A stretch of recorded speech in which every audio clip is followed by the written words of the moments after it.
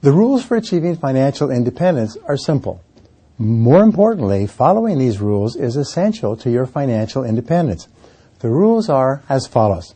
Rule number 1 is spend less than you earn. 5 words, and then save or invest the difference. This has always been the case.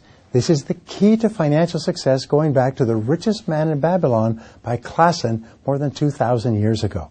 You can be a blithering idiot at an average job, working at a gas station or on the farm, or driving a truck at an average wage, but if you save $100 a month on average from age 20 to age 65 and let it accumulate, you'll be worth more than $1 million. $100 a month, $25 a week, or less than $4 a day.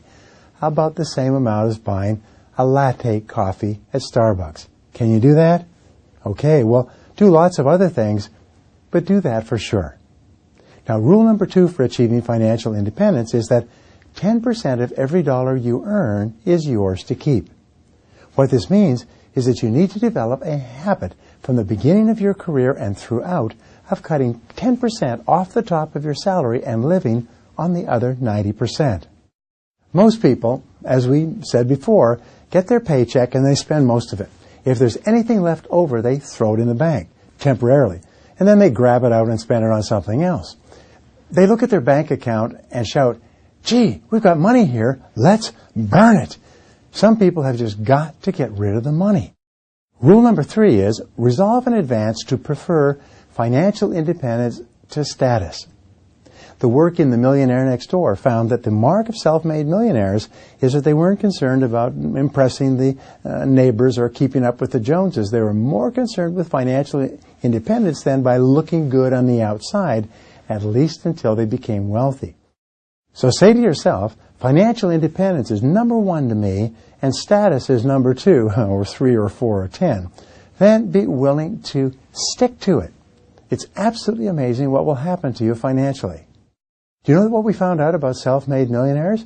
Is they never buy new cars. Why?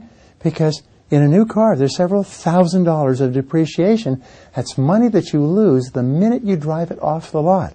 So what self-made millionaires do, based on interviews with thousands of them, is they pick a car they really like, they follow it in Consumer Reports and J.D. Power for quality and service, and then about 2 to 3 years out, they look for used models with low mileage and good service records. And then they buy a car that 20 to 25% in depreciation has already been taken out of. I worked with a man once who started with nothing and achieved a net worth of $800 million. Now, he lived in a nice, normal neighborhood, with doctors and lawyers and architects, but not ostentatious. But the people living on either side of him were just 2 paychecks away from homelessness. If their income was cut off for 2 months, they wouldn't be able to make their mortgage payments. I watched this guy. He drove the same used car for 3 or 4 years. He liked Cadillacs, so he'd get a nice Cadillac, take good care of it. Then he'd get another used or loaner vehicle from a dealership so that it had already been depreciated. He was never ostentatious at all, and he ended up one of the richest men in America. When you met him, he'd be wearing an old sweater. He didn't have a huge wardrobe, wore the same suits to meetings, and he had no bills at all. But when he wanted to go somewhere, he'd fly in his private $25 million jet all by himself. Now back to the last rule for achieving financial independence. Rule number 4 is, once you put the money away, never touch it. Now this is important. So if you're writing it down, write it in red. You see, many of us make the mistake of thinking that if you save money, you put that money away so you can have it. It's fun money. So when you decide, I want to buy a car, or I want to go on a trip, I want a boat, I want a motorhome, you go and you get this money that you saved. However, if you want to spend money on those things, set up a separate savings account. This money is for your financial security. This is your financial freedom fund. Once you put money into this financial freedom account, you lock it in. Like a one-way door, it goes in and it never comes out. You never spend it. I can tell you all kinds of stories about how this will change your life, including in my life. But please believe me, once you put it away and decide that you will never spend it, as far as you're concerned, it's gone forever. I personally will do whatever is necessary, no matter what my financial emergency is, to not touch my financial fortress. never touch it. Because if you even think, even a tiny glimmer, that you can get it if you need it, then you'll find yourself needing it at the first opportunity.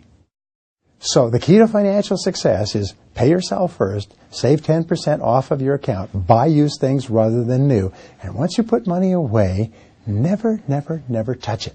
Put it away and let it stay there until it accumulates and enables you to do anything you want in life.